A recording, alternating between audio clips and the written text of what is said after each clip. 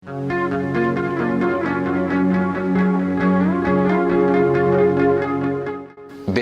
Arquitectura Barcelona és el nostre nom i és el nom d'un despatx d'arquitectura. Bàsicament és una oficina de projectes. L'arquitectura és la capacitat de veure el futur.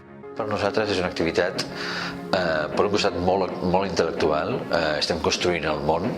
Per un altre costat és molt social. Estem fent que la gent pugui viure a casa seva, que pugui treballar, que es pugui relacionar. També té una vessant tecnològica, perquè d'alguna forma la construcció és una tècnica i s'ha de dominar per poder construir. Té una vessant també econòmica. Construir també hi ha molts agents implicats. Hi ha persones que paguen, hi ha persones que fan un servei, hi ha persones que es compren un pis, per tant hi ha una estructura econòmica important i per tant la suma i la coordinació de tots aquests elements són els que fan que la nostra feina sigui útil a la societat. Si mires una mica, la paraula més important que tenim nosaltres per definir el nostre producte és la paraula projecte. I projectar vol dir veure el futur. Es projecta la llum cap endavant. És impossible projectar cap enrere, cap al passat. Sempre es mira cap endavant, no? L'arquitectura, per tant, m'interessa com a possibilitat de preveure el futur, de previsionar-lo, definir-lo i construir-lo. Per tant, d'alguna forma, l'arquitectura és el camí que hi ha entre un somni i la realitat. Evoluciona cap a un aspecte cada vegada més social, cada vegada més tecnològic també, cada vegada més útil. Tota aquella arquitectura que sigui farragosa, inútil, encara que sigui molt vistosa, quedarà oblidada, quedarà obsoleta ràpidament.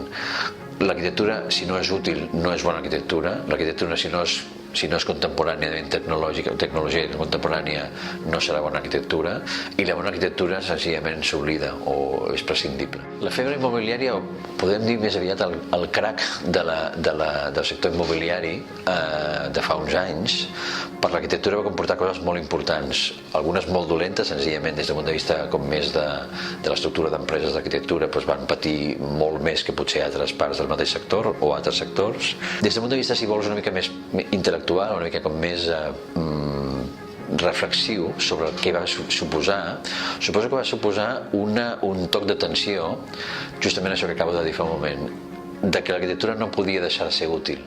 Ens vam donar compte de seguida que tota aquella parafernàlia arquitectònica de grans coses, de grans estrelles, d'edificis molt vistosos, però sense un ús massa clar definit, inversions estratosfèriques però sense utilitat directa, tot això ràpidament ha quedat fora de foco, ha quedat desfasat, ha quedat fins i tot una mica denostat. L'arquitectura al final ens dona compte que és una forma de solucionar problemes.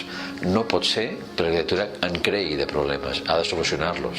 I algunes vegades l'arquitectura ha creat més problemes dels que ha solucionat.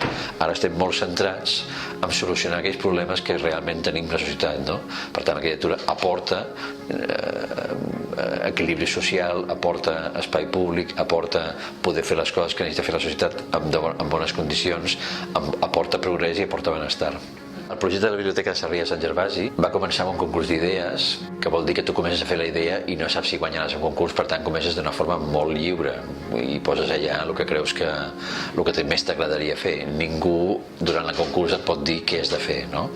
Puc explicar que el jardí on es plantejava fer la biblioteca el coneixíem des de fa molt temps, de fet ja el coneixia de petit, i casualment, a més, un bon amic nostre vivia just al davant d'aquest jardí mentre fèiem la carrera, i recordo que jo mentre feia la carrera havia passat moltes tardes mirant aquest jardí que en aquella època estava abandonat, i ja pensava, Déu-n'hi-do, com és que hi ha un jardí tan maco aquí abandonat, valdria la pena que fos públic.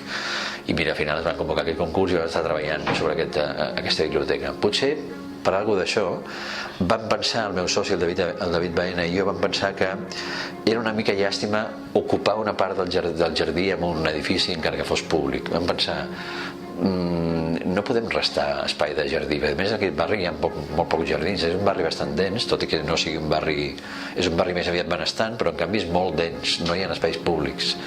Aquest, que és dels pocs que hi ha, protegim-lo, mantenim-lo i no el retallem. Per tant, vam agafar la idea de dir, en comptes de posar la biblioteca a sobre del jardí, què passaria si intentem posar-lo a sota?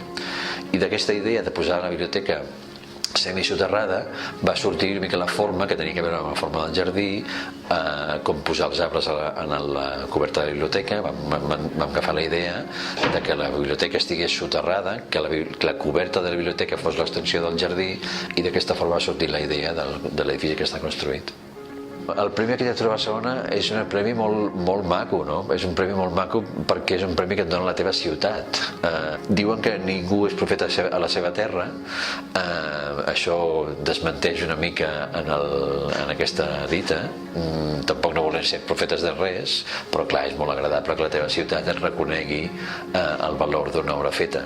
També vam entendre de seguida que era un premi que es donava a nosaltres com a arquitectes, però que era un premi que s'estenia a tothom que havia treballat en aquesta obra, no? Per tant, és un premi que jo diria que s'estén molt, com quan toca la loteria a algú, que és molt agradable sentir que no ha tocat amb un senyor sol, sinó que ha tocat a molta gent. En aquest cas jo crec que ens ha tocat molt repartit també el premi.